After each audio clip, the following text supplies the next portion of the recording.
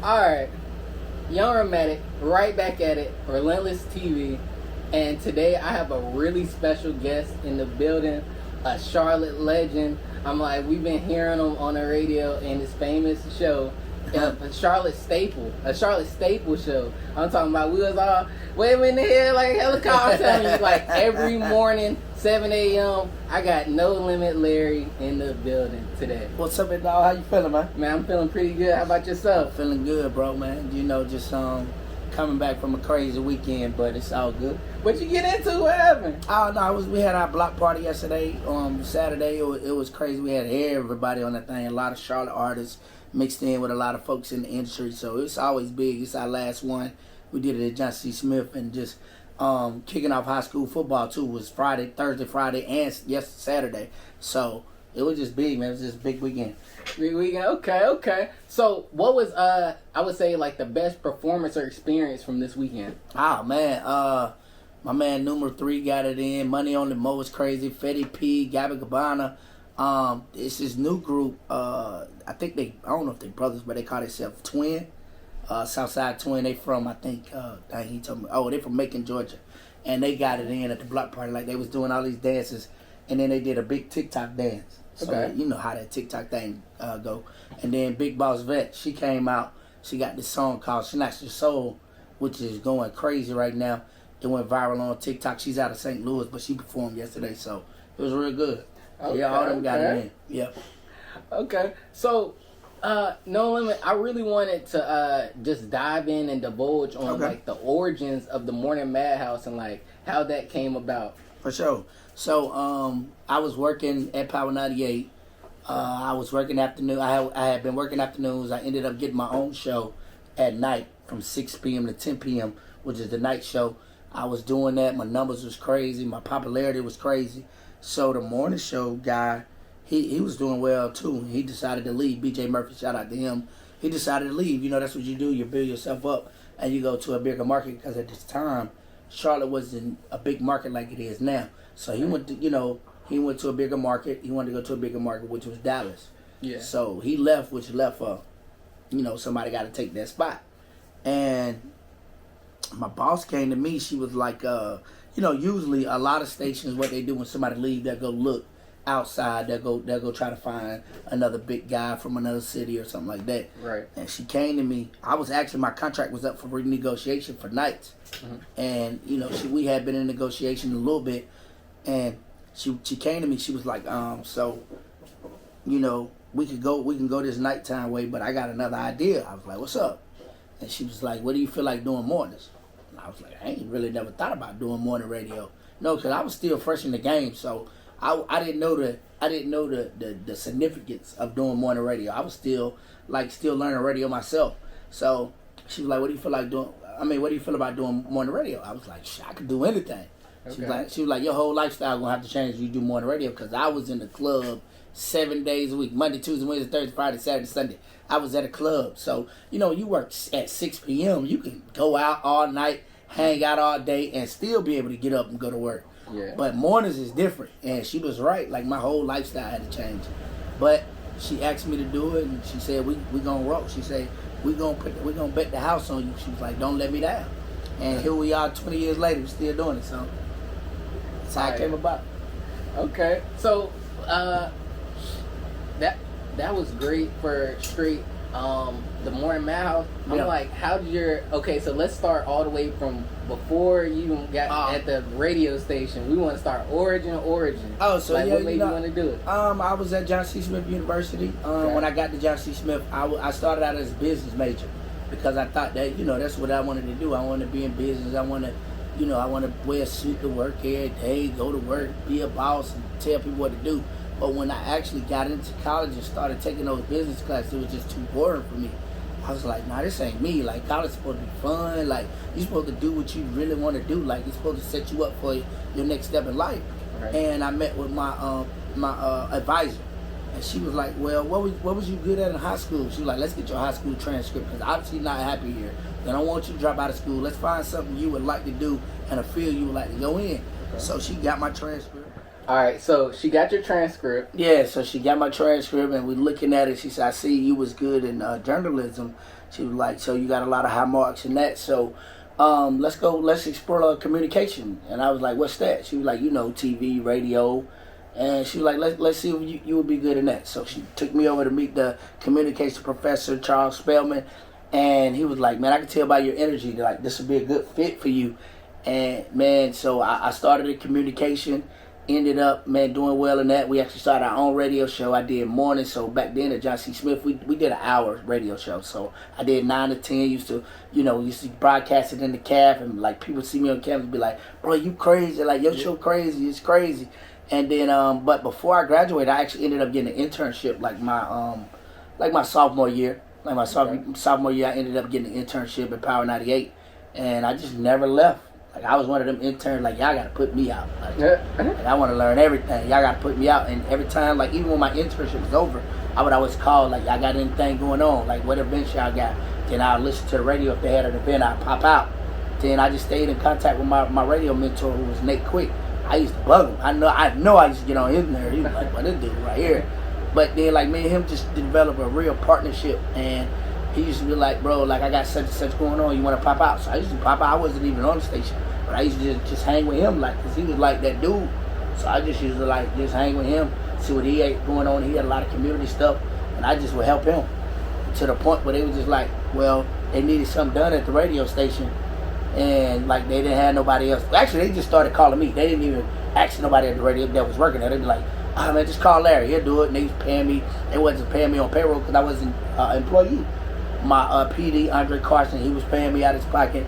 My mentor was paying me out of his pocket for little jobs I was doing. Okay. And then finally one day, man, in December the 4th, 1998, they gave me a call. It was like, "Yo man, we want to put you on payroll. Like we feel like you'll be an asset to the company. We've been seeing you grind, we've been seeing you work." So they gave me a job. Okay, so started out part-time. So you basically were able to fulfill, like, from an internship all the way to like the highest personality on the show. Right. So that's a lot of people in radio be like, "Bro, you a phenomenon." Like a lot of people like that. We ain't never seen this. Like you really started as an intern. Now you host your own morning show. Not even hosted. We do very well. Like our ratings are well. Yeah. Like we've done it at a high level for a long time. So a lot of my other radio folks from all across the country, they be like, "Bro, like that's unheard of." And I be like, "Bro, I just got in there and work." That's what I do. I just get in there and work, bro. I feel it. So I'm like, with the new topic of radio versus podcasting. Yeah. How do you feel about that? I think it actually, I think radio is everybody says it was saying at one time it was a dying form, but I think anything free can last, and radio is forever changing. So with the podcast aspect of it, like podcasts open up the door for a lot of people who might not didn't want to go to college or who couldn't go to broadcast school, but I got a voice, I got a personality. So it opens up for more people. It will open it up for more people to speak.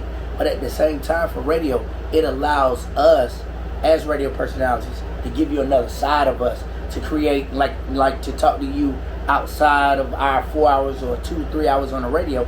Now you come to our podcast, or you miss something on our show, you can go to our podcast. So I think they all work hand in hand. I don't think podcast is killing radio, and I don't think radio is killing podcasts.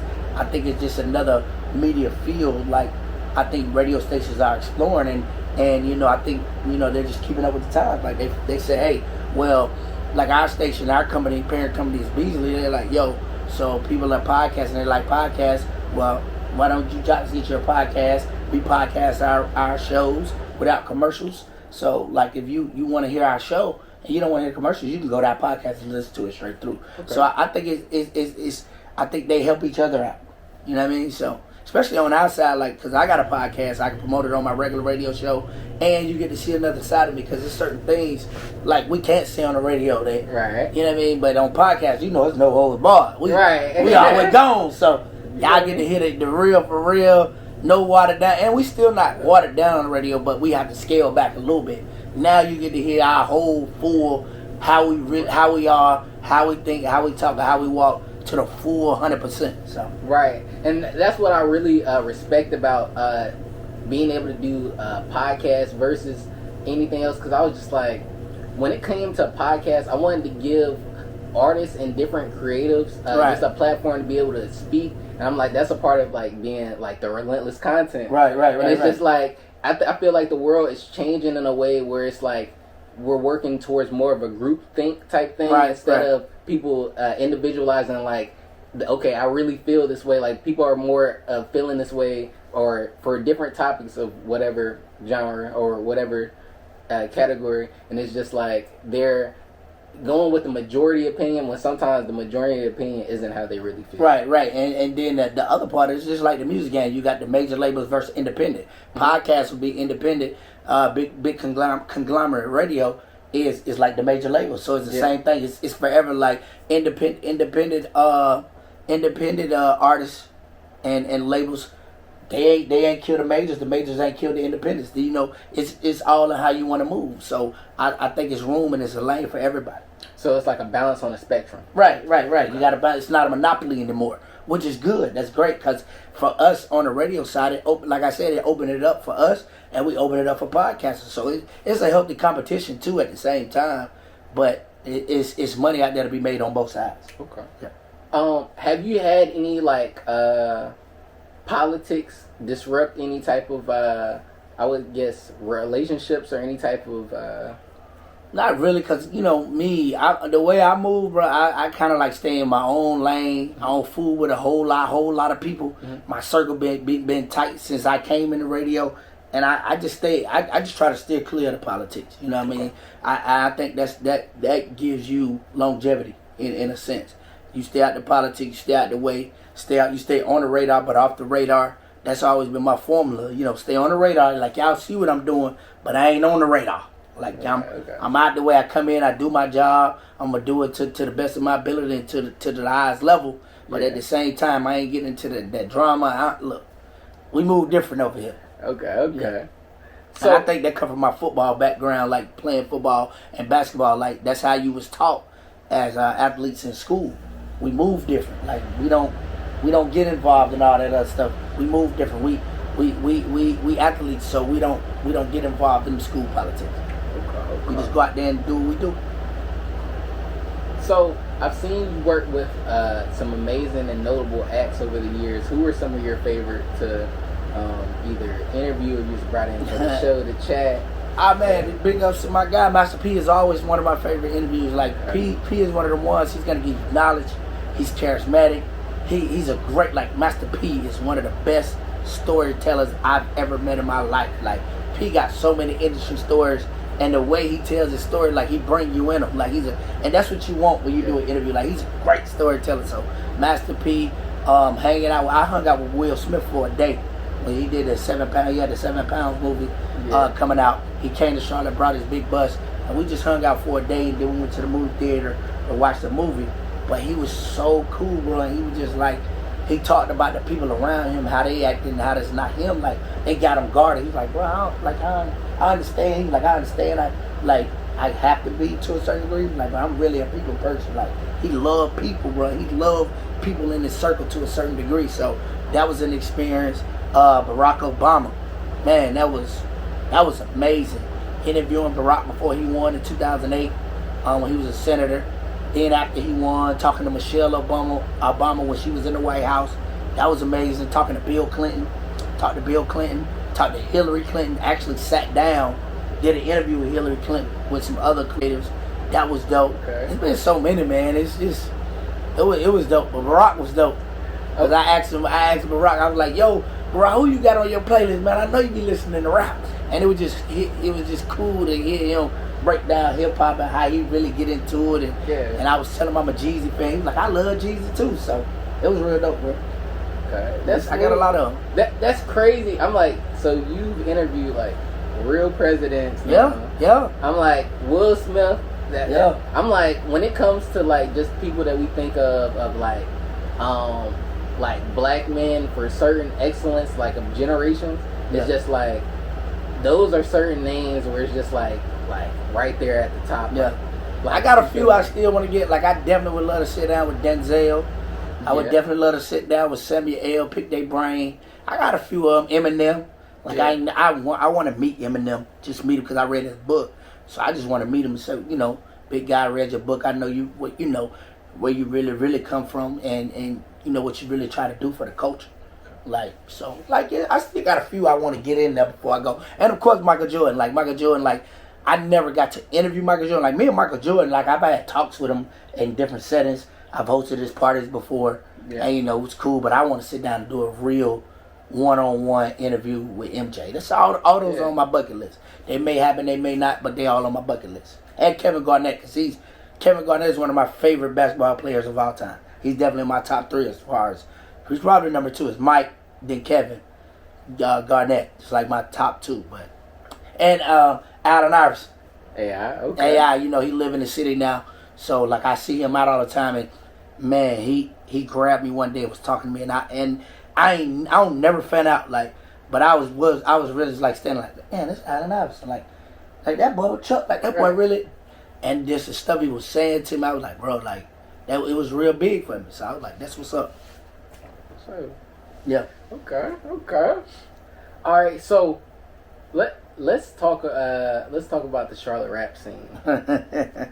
This the rap scene, I bet. Describe your view of the Charlotte rap scene right now. I think it's really bubbling. We got a whole lot of talent on male and female, and I think we really shout out to the baby. He kicked the door down again for us, back in the day. When you know about the history of Charlotte, there was a lot of other cats that kicked the door down, kicked it in, but he really boom knocked it down his shoulders. We went number 1 on the charts, number 1 albums, number 1 singles, number 1 tours. He really did it like that. So the door is boom, it's back open again, it's wide open. When you got a lot of labels but what's going on in Charlotte? And you got a lot of cats that just bubbling. I'm talking about, now they ain't even bubbling, they sizzling hot. And I just want to see them boom, take off and explode. And I think it's really gonna happen. We got a whole lot of them, so I think it's really gonna happen.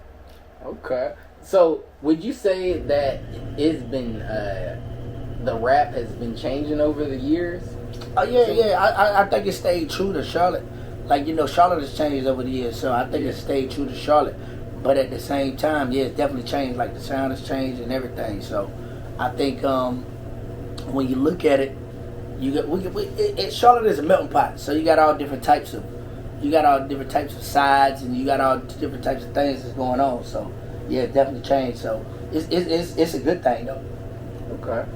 So a frequent question that I ask on the show is about when Charlotte is finally gonna have their time, Atlanta. Atlanta. Memphis. I'm Atlanta. They probably been the biggest rap scene for the longest time. Yeah, but I want to say everybody else that had still they had their moment. Memphis. Atlanta, Memphis got the moment right now. Yeah. Atlanta, you got Memphis, you got Miami, you got New Orleans, Baton Rouge, Louisiana area, Alabama done had their moment. So I get what you're saying.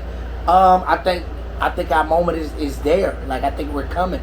I think we had a North Carolina moment, but we haven't had a Charlotte moment. Right. We had a Charlotte moment with the baby, but I know what you mean. We got 5, 6, 7 artists on the charts at one time, and I think we got that talent right now where it's really I'm thinking in the next 2-3 years it's gonna be like that because we got so many that's got big records. They got big records. Right. And I think somebody gonna grab them and be like, bro, let's go ahead and go with this. Right. I'm just really waiting for that time. 'Cause I know that we have the talent here. Yeah. I know it's just an amount of exposure right now. Yeah. And how well people want to network. Yeah. You can push I think for Charlotte artists, we got to start getting out and sending it and getting it out to the world. Yeah. We got to push the button and put it out to the world. Money Only Mo got a big record. You know what I mean? Yeah, sir. The dope was it. Every time, you could play that record anywhere from LA to New York to Miami to anywhere, and that record is gonna go. You got Gabby Gabbana, she's got that Pretty Girls Love Trap music. That's gonna go. You know what I mean? You got Hot Boy Shaq with that. Yeah, we outside. That's gonna go anywhere. That's anywhere that's gonna go. So you got Fetty P with his whole rap style. That's go. That can go. It's not just. It's just not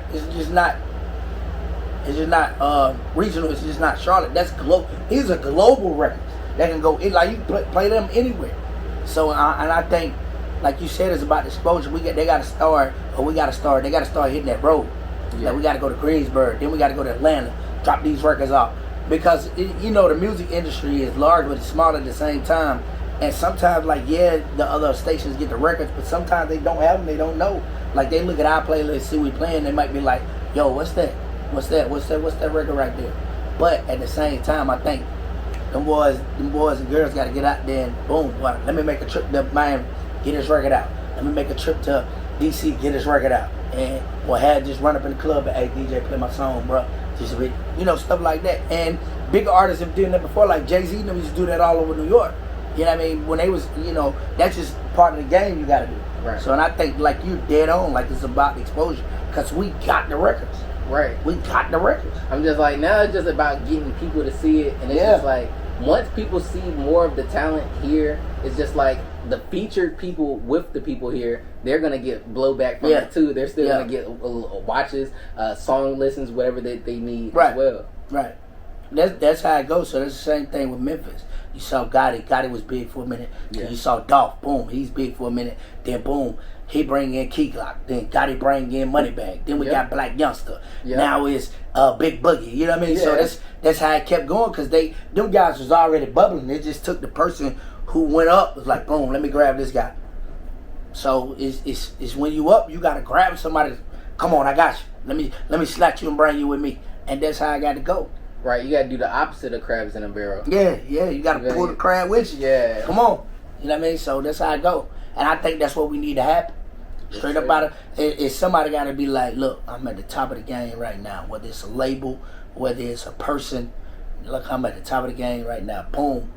I'm pulling it like, bro, I got a tour going on. Come on, do your record. I don't care. I don't care nothing about whatever it takes, but come do your record. And I think we'll get that exposure.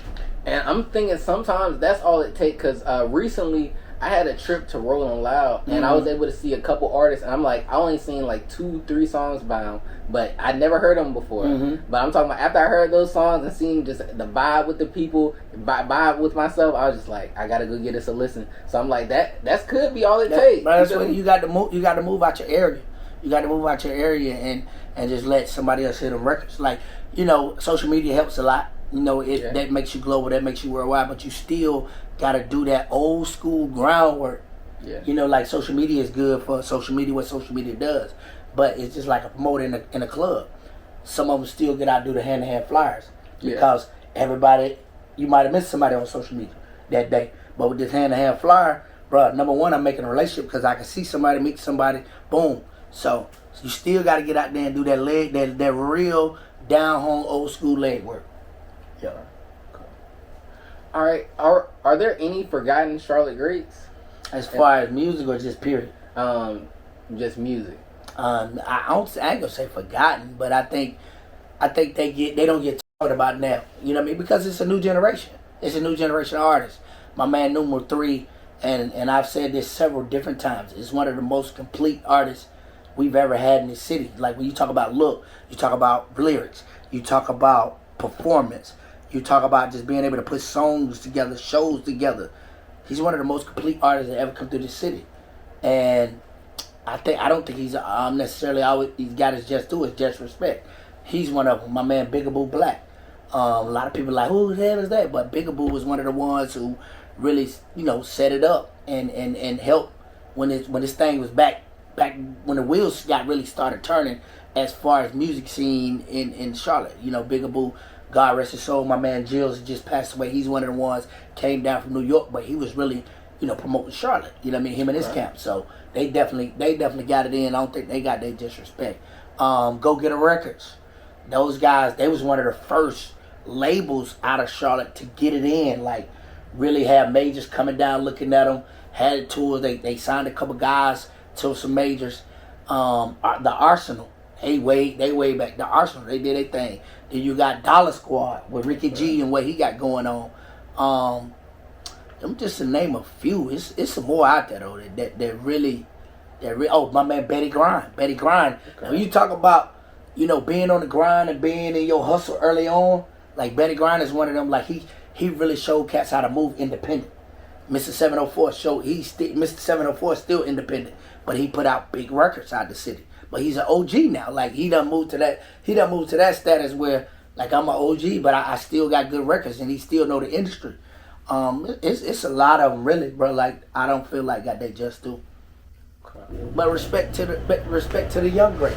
Like they catching they done caught the flame, and they might not even know. They might not even know they got the flame from some of these older guys. They might not even know that.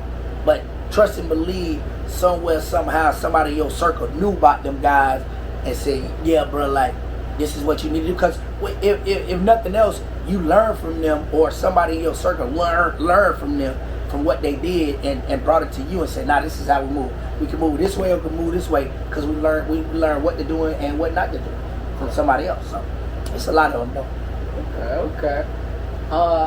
How do you feel about like younger cats versus older cats, and like I would say like the structure now? Do you think that the structure of respect has changed since you guys were younger? Absolutely. Okay. You know what I mean? It's these younger generations definitely don't have no respect. Some of them, a lot of them, I would say the majority, don't have no respect for the older generation. Like the young generation, like, who are you guys? Like, you know what I mean? Why do y'all deserve respect? You know what I mean? So, like, if you can look at it on the major industry side, like it's the same thing. Like, it just is what it is. It's just the generational gaps, and you know, it's just not there. Whether it wasn't taught at home or it's just they don't want to do it, it's just not there overall. It's just not there. And like I show everybody respect. Like it's all good. Like you doing your thing, you doing your thing. I don't care if you're old, young, whatever. Right. You're doing your thing, you doing your thing. It's much love, much respect. So, but overall, nah, it's not there. Okay. It's not there.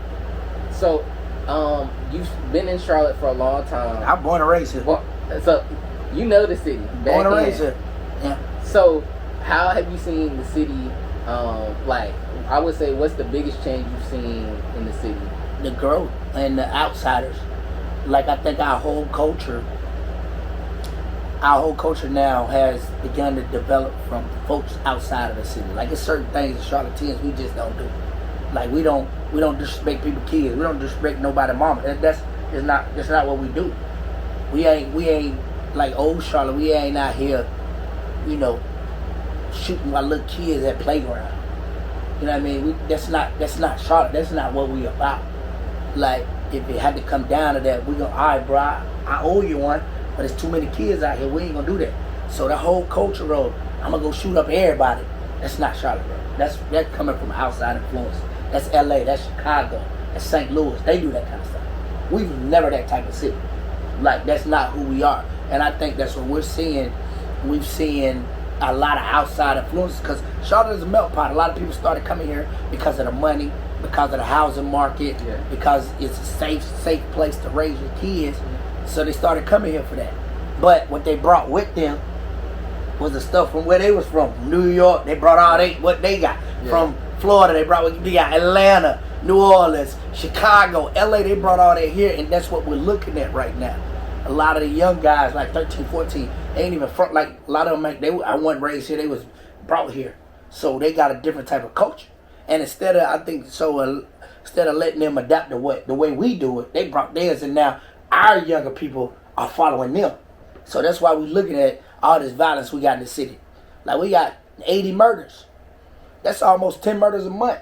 That's not Charlotte. Like Charlotte, we did that when the dope game first hit the city, when the Jamaicans was here back in the late 80s, early 90s. Yeah, that was Charlotte then, but then Charlotte went through a whole period where it was, that ain't what we doing. We on this money. We trying to get money. Like Charlotte has always been a get money city from top to bottom. Like we ain't got to kill nobody to get no money. Like if I'm doing my thing on my side of town and I feel disrespect, I'm gonna send somebody. We're gonna have a sit down. We're gonna talk about it, because at the end of the day, it's about getting money. We the second largest banking capital in the nation, behind New York. So, like I said, from top to bottom, we got big hospitals here that make big money. We got the banking capital, the second largest banking capital in the United States. That's big money. So on the top, they making money. So it was trickling down, but now it's like it's a whole different type of culture.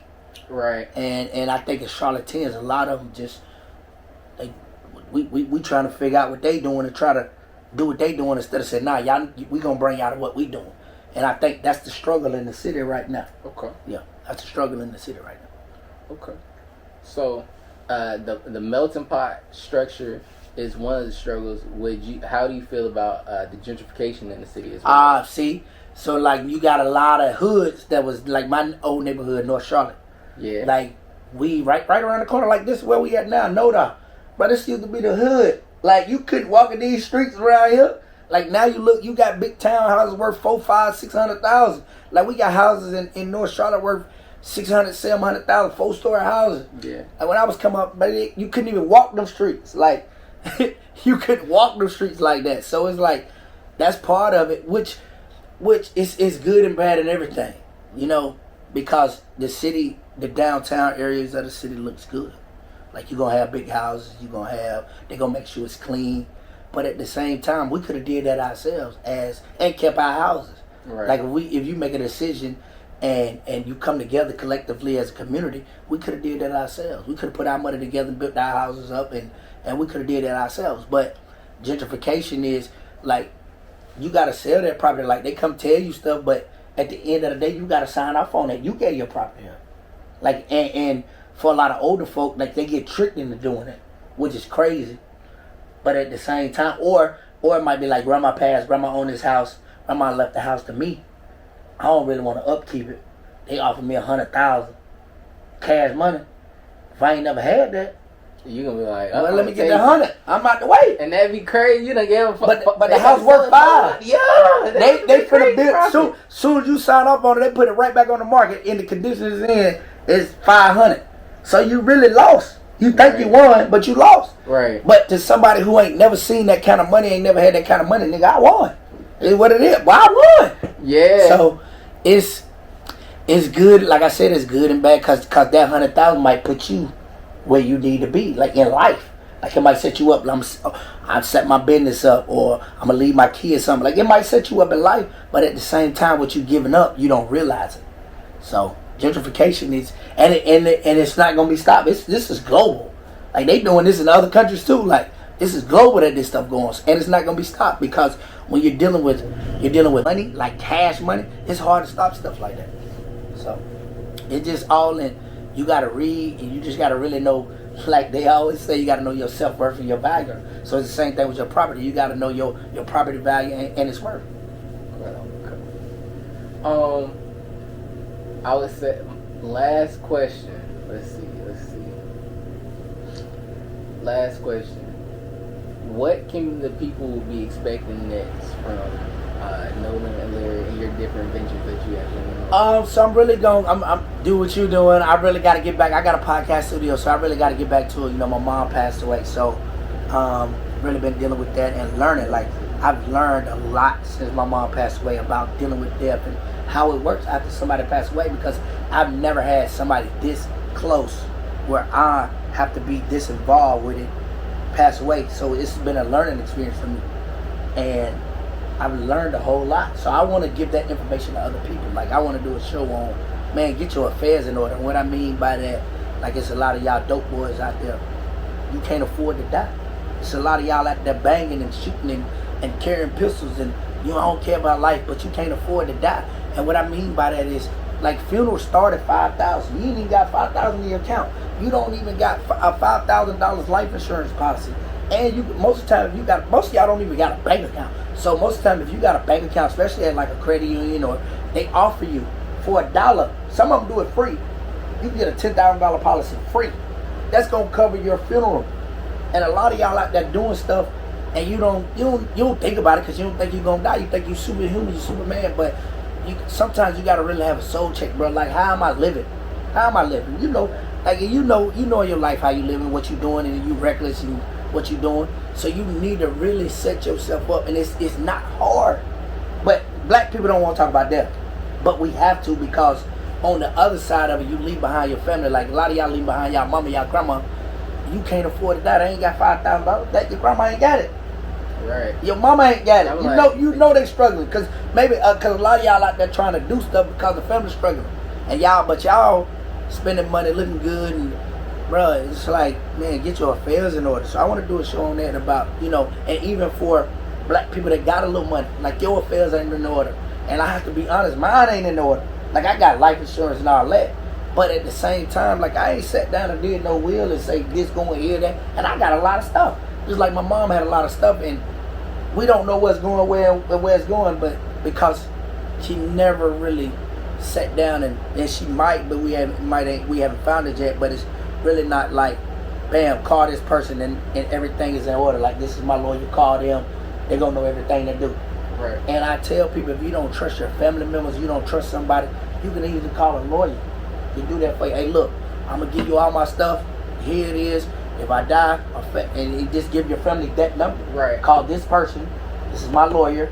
They're gonna tell y'all everything y'all need to do. It's just that easy. Because this stuff is hard, bro. Like, and what happens is, if you got a lot of stuff and you don't have nobody that's supposed to govern it, it goes to the government. No, it don't go to the government, but it can go to probate and it can go to a state where you got to fight 1, 2, 3 years to get the stuff that rightfully supposed to be passed down to you.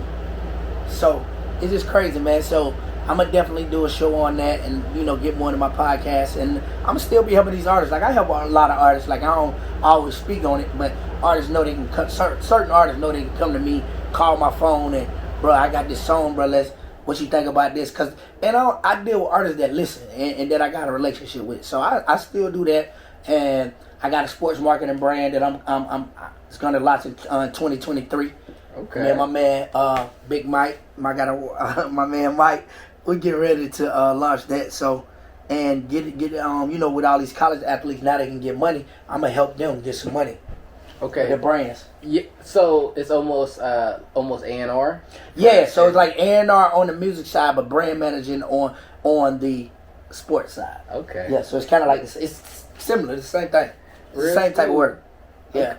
So any last comments, thoughts, concerns? Man, listen. Just follow me on Instagram. Everything is on there. I am NoLimitLarry. That's Instagram. That's Twitter. That's Snapchat. That's TikTok. Y'all can follow me, man, and listen to my show every morning, 5:50 to 10 a.m. All right. On Power 98, 97.9. That's it. Well, shit, it's been real. Been real. NoLimitLarry. Been real. Appreciate you, my guy. TV. Thank you for the My call. guy, appreciate you. Thank you. Relentless TV, we out. Glee.